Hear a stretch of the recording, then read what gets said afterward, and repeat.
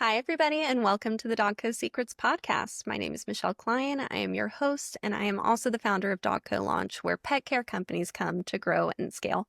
I'm really excited about today's episode because I get the chance to interview a former client, friend, colleague, Rachel Bowers, who is also going to be a speaker at the DogCo Summit, which we just announced. So thank you for joining me, Rachel. I'm really excited to catch up. Me too, and I'm super excited about the DogCo Summit. I know when you applied, I was like, this fits, this works. I'm really excited to go into, I know we'll get there, but a little bit about your topic and because it's so relevant to the industry. So I'm just going to sow that seed and we'll get there.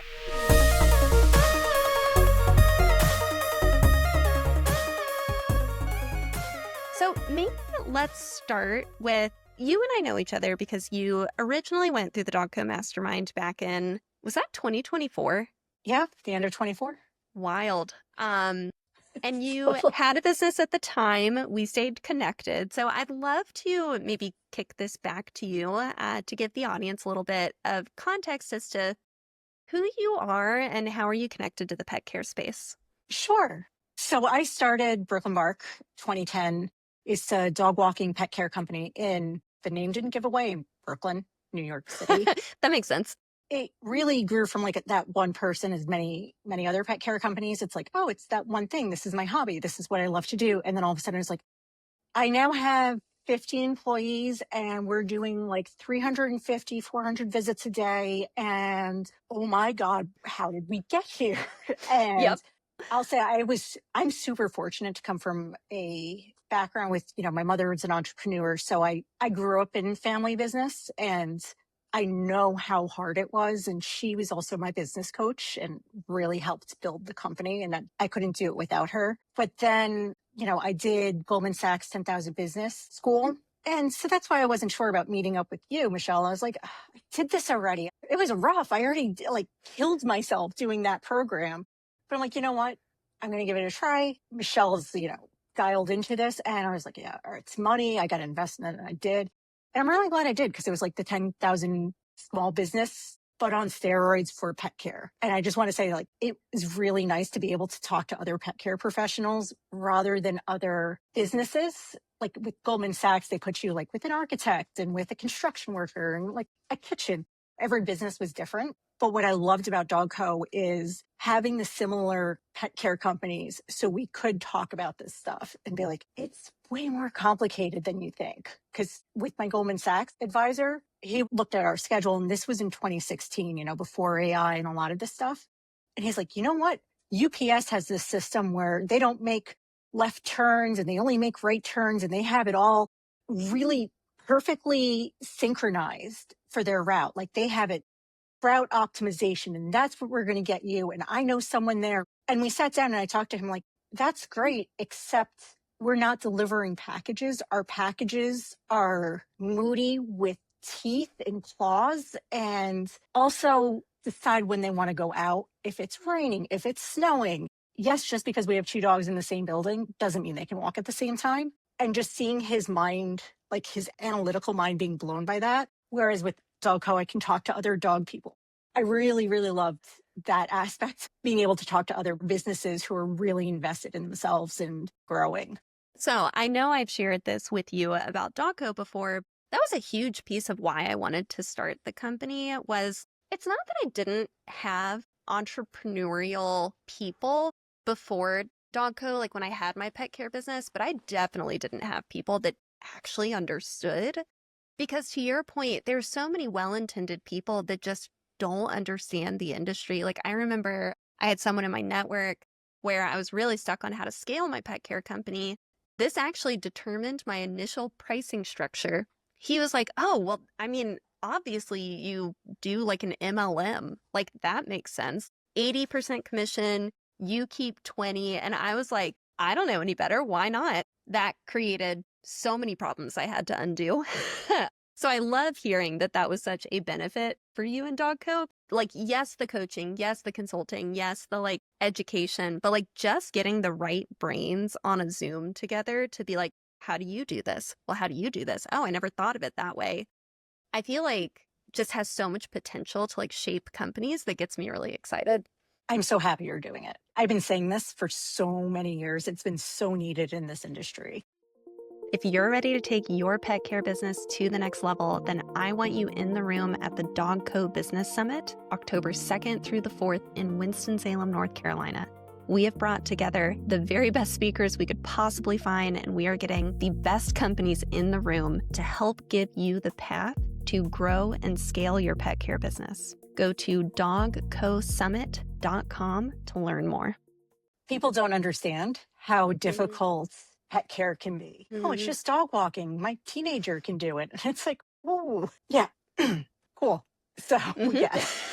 That's the perfect answer. Cool. So you were in the industry, are for quite a long time. So I found there's an art form with interviews where it's like the right kickoff question shapes the rest of the interview. So there's always this point where I'm like, don't screw it up, Michelle. So I might screw this up. But what was it like for you to own a pet care company? What are things that you learned? And then kind of what was that transition point into what you do now? Gracious. That was a big question. I heard it out loud as I asked it. It's amazing. And it has so many things sparking in my head. I'll just quickly give a brief overview, which is I've always loved animals. Gag. Like that. If someone were to tell me that on an interview, I'd be like, yeah, okay.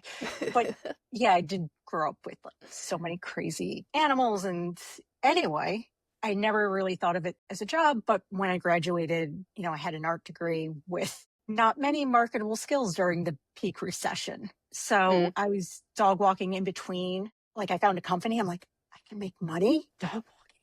Like that was great. And, I was doing art and my art stuff started to pick up. And I was just like, I love art, but I hate dealing with people. And that came back to, I like the dogs more and I'm more happier with the dogs. And eventually Brooklyn Bark got started. And it was just me. I had so much help from my family who luckily they knew what taxes were like, what bookkeeping was like, what hiring and all of this stuff that I really wasn't prepared for. I kind of knew growing up in it, but they really helped advise me and push me. And the company grew from just me to like 50 people, as I said, like 300 plus ish visits a day in New York City, which is a whole nother beast. And now I'm doing my own thing. That company is really flourishing and I'm so happy to see them continue it.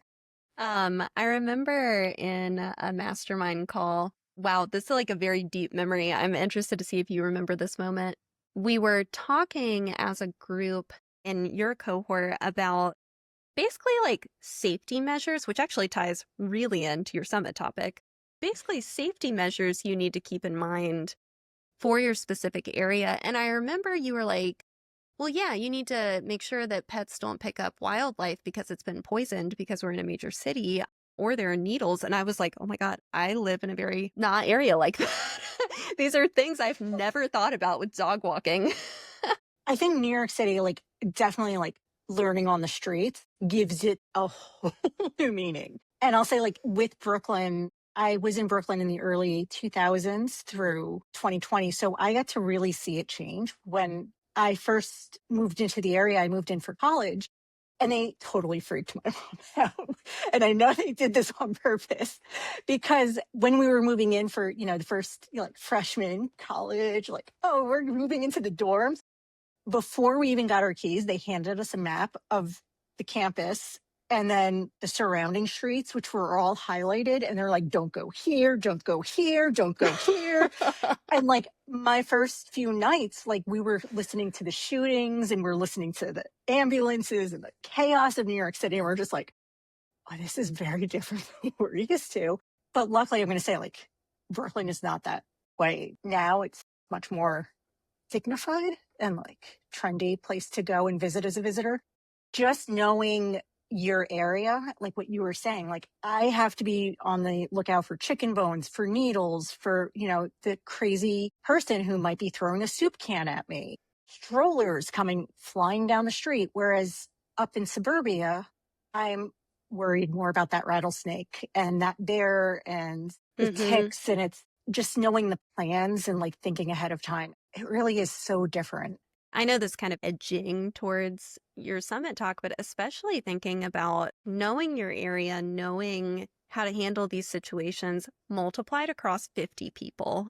I feel like there is this Maslow's hierarchy of needs. It's more like a client journey for people in our industry where it's like, I could make money working with animals. I prefer animals to people. Oh my God, I now manage people. Oh my God, I now manage a shit ton of people. I feel like you maybe experienced that arc. How was that? I wish my face could explain everything to people who are listening. Oh, this will be on YouTube. Sorry. Yeah, great. So you can see my entire facial reaction of trauma. I will say having a great team and knowing each individual person, I think is the important part of it because we're caring for something else. So it's our job. Like it's so much easier for me right now as a dog walker to go and cover someone else's walks and just look on the schedule and be like, oh, this is easy versus thinking as a manager or an owner, something as a higher level. It's a totally different set of brain processing and not just managing clients, both the humans, the animals, but also your team too. Because if your team is having a bad day, that not only trickles to the clients, both human, pet, but like to the rest of the team potentially. So it really, you're managing people. Yep. You're doing both because you're not Yeah. only managing your team, you also have to manage when your clients might have a bad day and just need to call up and complain because you had that perfect scenario of the walker being short in text message and it coming off crazy wrong because they didn't get the tone of the walker that it may upset the client. It's just the snowball of people. It is. It almost feels like I've never thought about it in terms of this, but this metaphor feels right, so I'm going to go with it. It's almost like when you start a business, like as the direct service provider, you get to play checkers where it's like, I see the direct, like I do this, it does this. And then you start employing people and like managing workflows through them. And now we're playing chess where it's like every move I make has like 8 to 10, which is probably conservative, truly in chess, but like a ton of ripple effects off of it. Every move I make is like 20 moves down the line, it affects something. I think it's perfect. Really, it really is perfect because as you said, like if I'm just dog walking as a, if I'm covering for a friend or if I'm doing it just here and there, it's a totally different experience. And you can mindset everything. Like I can feel my body in a different way than if I have to do it as a managerial role. Like if I have to cover for someone as a manager, then it's like the stress is above my head and it's not just this is my schedule. It's, as you said, the 20 different paths that can happen and thinking ahead and being prepared. You have a hell of a lot of experience in our industry. A lot. So much experience in scaling a company, so much experience in very specific contexts that so much relate to the topic you're going to be speaking at the summit, experience exiting a company, just like such a wealth of knowledge. I'd, I'd love to maybe explore a little bit about what you're doing now, because I know that's kind of bridged us to you speaking at the summit. And then I'd love to just kind of tease your topic a little bit and talk about why it's so important. So I'm up to a whole bunch of mishmash things, which I'm going to say is really kind of refreshing and much needed. Yeah. So goodness gracious, been doing some business consulting, but like small pet care startup consulting. So I really enjoy that aspect of it where you have one person who really knows animals, like, they're a vet tech or they're a dog trainer, been doing this for a while and they want to take it to the next level. Then all of a sudden their mind is blown by QuickBooks and, introducing them to a CPA and hey, this is an LLC and this is how you can do online scheduling and this is a website. And then the flip side of people who are, hey, how hard could this be? This looks like easy money. I'm going to start a daycare because there's an open niche here. So I'm going to rent some property and some high school kids to run these dogs and get them tired. So I have that going. I've really been leaning into my pet first aid CPR stuff. And then I've also been doing some painting and, dog walking here and there because I don't like being behind the computer. I need to be out with the animals. I really do. So anytime someone needs a hand with their pets or just kind of stepping in, I love doing that. Yeah, that combination of anything pet related, whether it's painting the pet, helping the company grow and care for the pets, or even just being out there dog walking, do it all. I feel like maybe that's the final stage of evolution in my brand new theory that I just developed on like the stages of somebody who owns a business in our industry. You know, maybe it's for some people, if this fits what they want to do, the successful exit coming back to like all the things that you really love that like light you up, like you've seen it all, you've done it all, and now you get to pick the pieces that really bring you joy. That's what I'm hearing. I'm still trying to figure it out.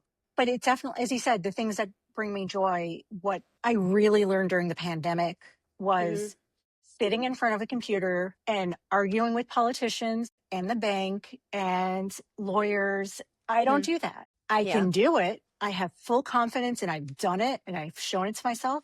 But just because I can do it doesn't mean that I'm good at it and that it's not soul sucking. I need to find something that balances both. I can't just be behind a computer. I can't sit down all day. I am ADHD squirrel seeing shiny thing. Let me be out there with the dogs. Let me be helping and coming up with new things. And that's what I really love. So I'm very happy about this. I love that. I feel like that's one of my favorite things about being a little bit further in entrepreneurship, at least than I was a few years ago, which we're always growing and evolving. But it's kind of like getting more clarity on what I can do. Like I have that setting, I can hit that lever if I need to, but clarifying what I choose not to. And there's a lot of freedom in that. Like I enjoy that part of entrepreneurship now that I'm kind of hitting some of that a little bit. There's definitely a great aspect to being able to choose that, but there's also, you don't always get to choose it as in, Yeah. because, you still have to meet those deadlines. You still have to do this. There's still a lot of demands on you, but Mm, there is a different set of freedom mm, with it. And I can totally, mm. totally relate. So you are also a first responder, casually, Well, all the things that you're doing. yeah, casually, just decided to become a firefighter. And, by the way, holy cow, I did not realize how much knowledge and stuff had to go into just being a basic firefighter. It was a full college course. It was 3 days a week. Yeah, 3 days a week, 6:30 to 10, Tuesdays and Thursdays, and then like 8:30 to 4 on Sundays. Wow. And you had to do all the reading and catch up like the chapters ahead of time because they'd be like, okay, this is, how your air packs work. And you had to know everything about it. And you had to come in the next day and show them that you knew what you were doing. So I was like, wait, this is a volunteer thing? Like, I'm going to say, like, I don't know how people do it. The firefighters who just run into the fires. It's amazing to watch them work. I'm nowhere near there, and I'm always impressed seeing them do it. So I'm still here learning, and I'm always going to be learning. Entrepreneurship and all of this, it kind of all ties back together. Staying Mm, humble and realizing you really don't know anything and someone else knows more.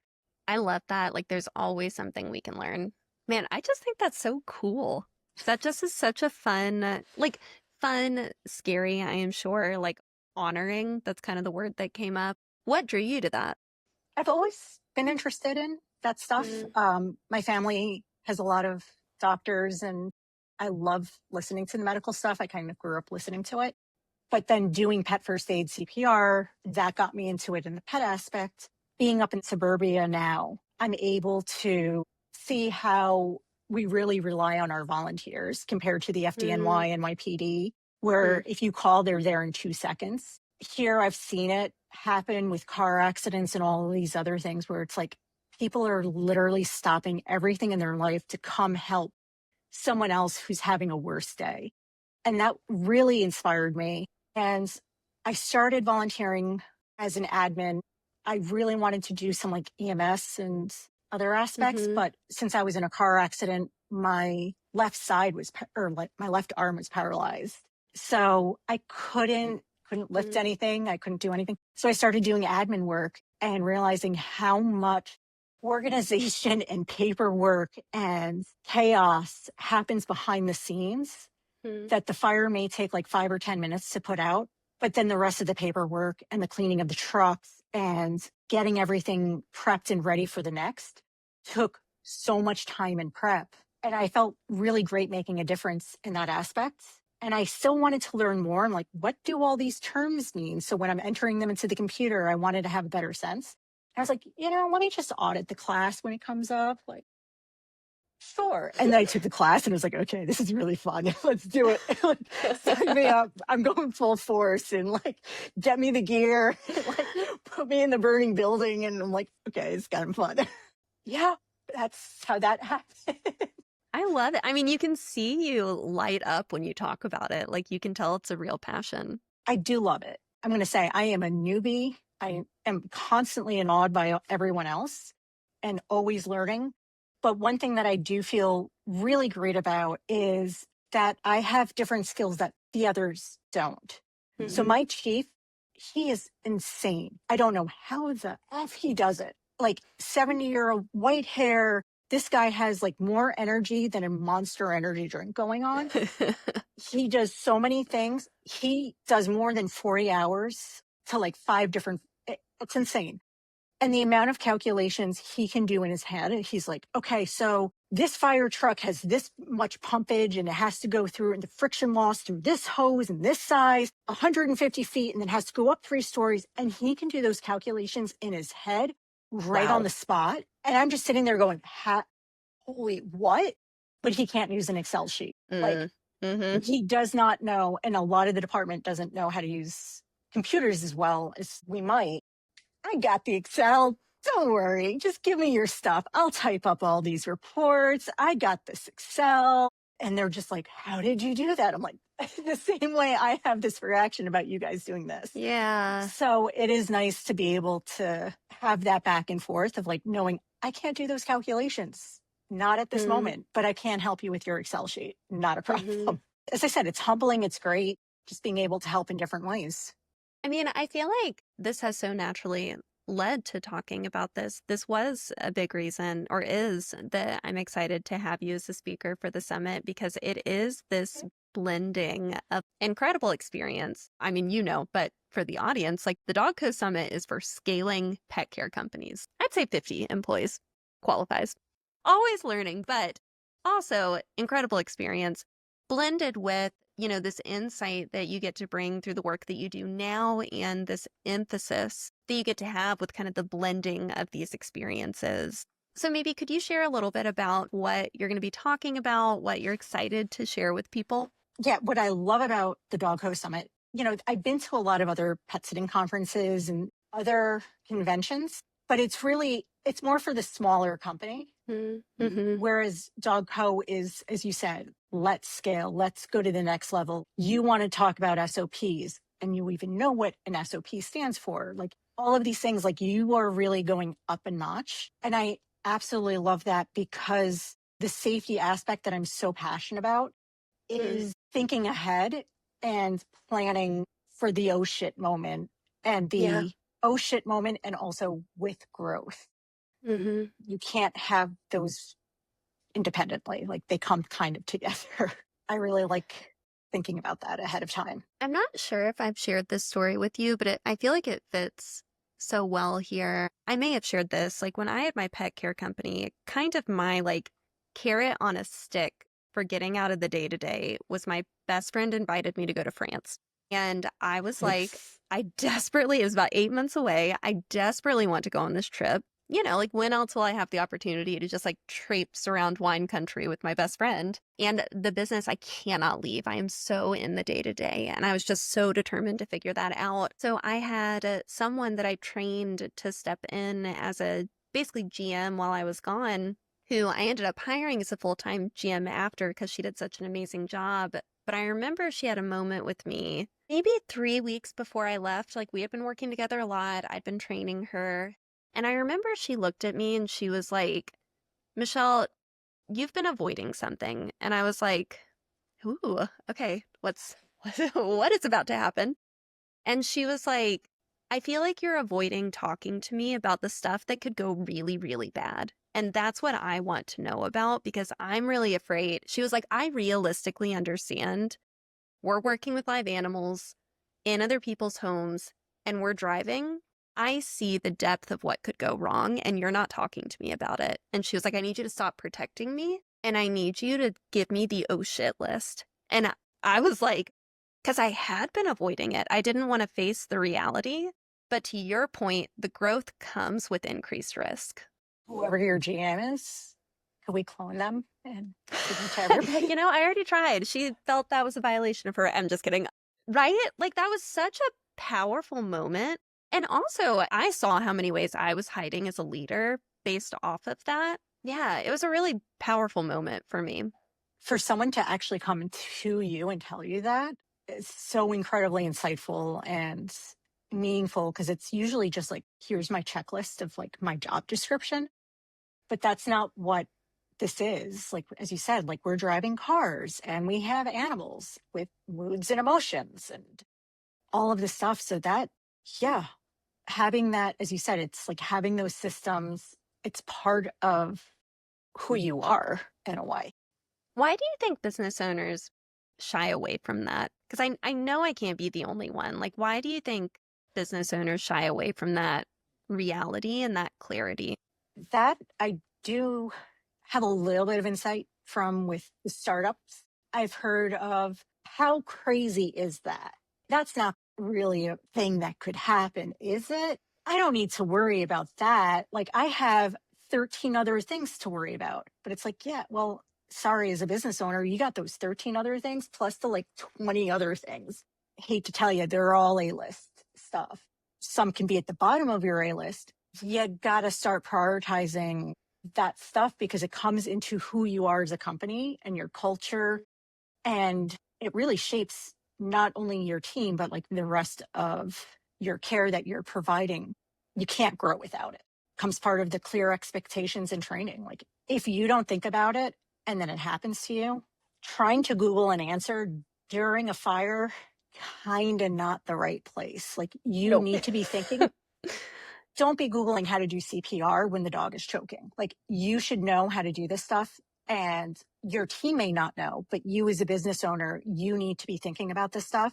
So when your team comes to you and is freaking out, you have a system not only for you, but for them to be able to communicate properly to you.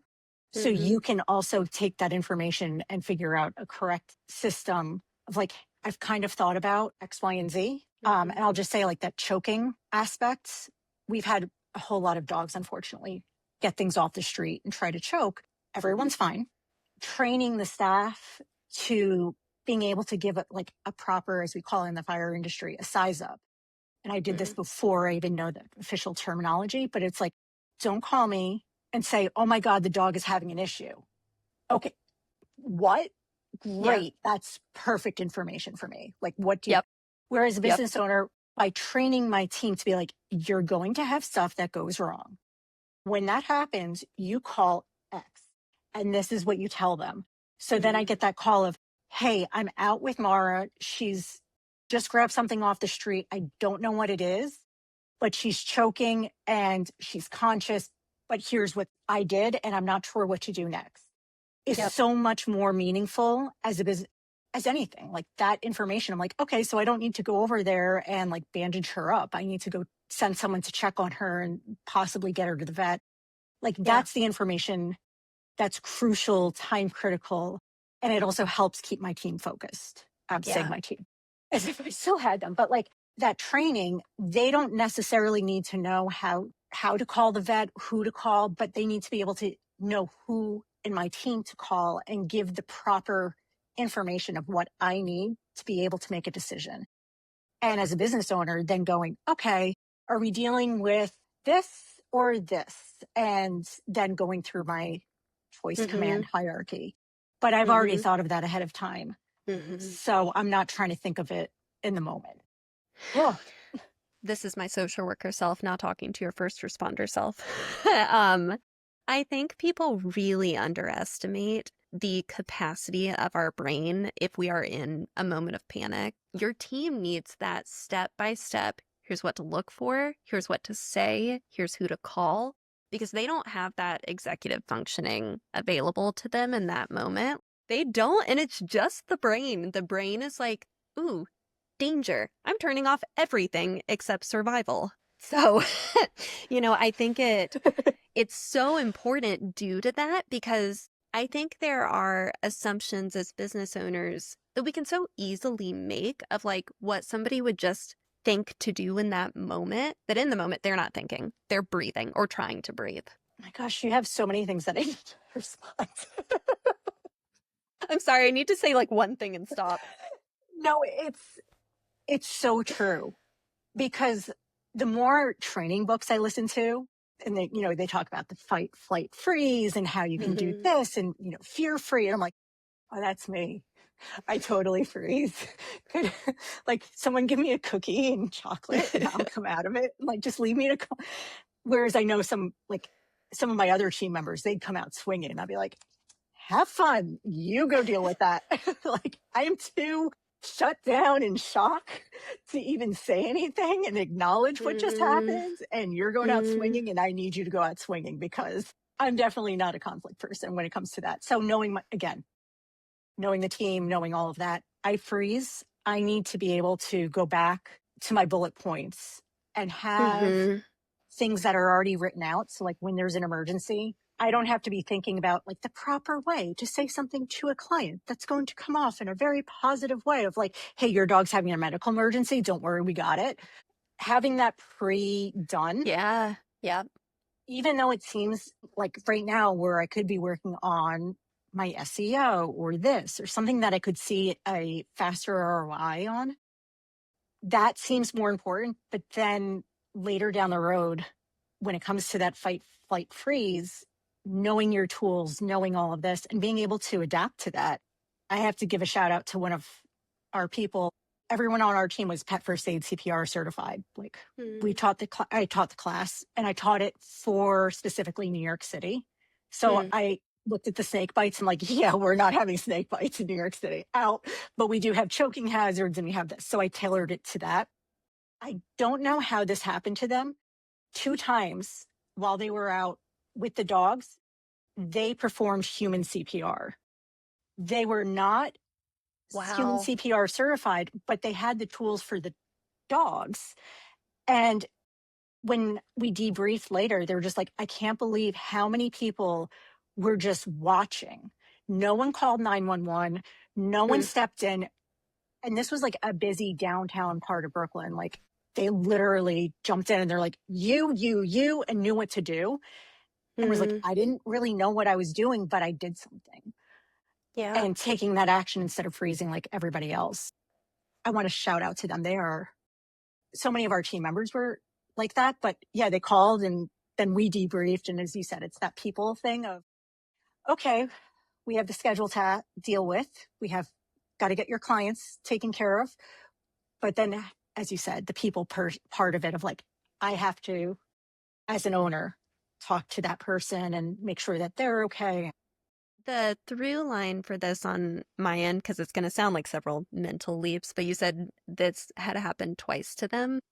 One thing that I try and really impress on companies that I worked with, like try and emphasize, we talked about this a little bit before, but just the like volume of scale. So let's say like there is a serious incident 1 out of every 100 times.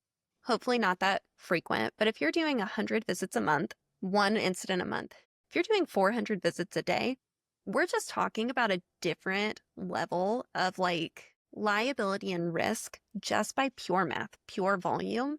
I think is so important for companies to understand as they scale, not out of fear mongering, but out of just reality. Like you should never be underinsured. You should have these protocols in place if you are the only person on your team and we get to a certain size and it is like scary, in my opinion. I need to take a break for that one. So Yeah. before, like when I started the company or when I started Mm. Brooklyn Bark, my uncle, he does taxes and, money stuff. And the first thing he's like, I am not letting you ever step foot until you outside taking care of anything until you have insurance. But it's just me. He's like, nope, insurance. And I was like, okay. I will now say, even as a solo person, Yeah. needing insurance. And I know insurance companies have gotten more protective over themselves compared to what they should be, but you need insurance. Like there's no negotiable in that. You Hmm. have to be thinking. not just for yourself, but everything going forward. Every house you walk into, every street you're on. Well, and can I tell you, this for me is why I'm so pro employee model because I know that can be divisive in our industry and like tend to have the same heat behind it. Like I think entrepreneurship people should do, like within legal limits, the company they want to own. And I can tell you from what I now see from working with I've worked with about 300 companies in the last 3 years. I would never have someone working with a live animal without workman's comp. I don't think I would ever sleep again. If you're just This, listening, we are having a moment.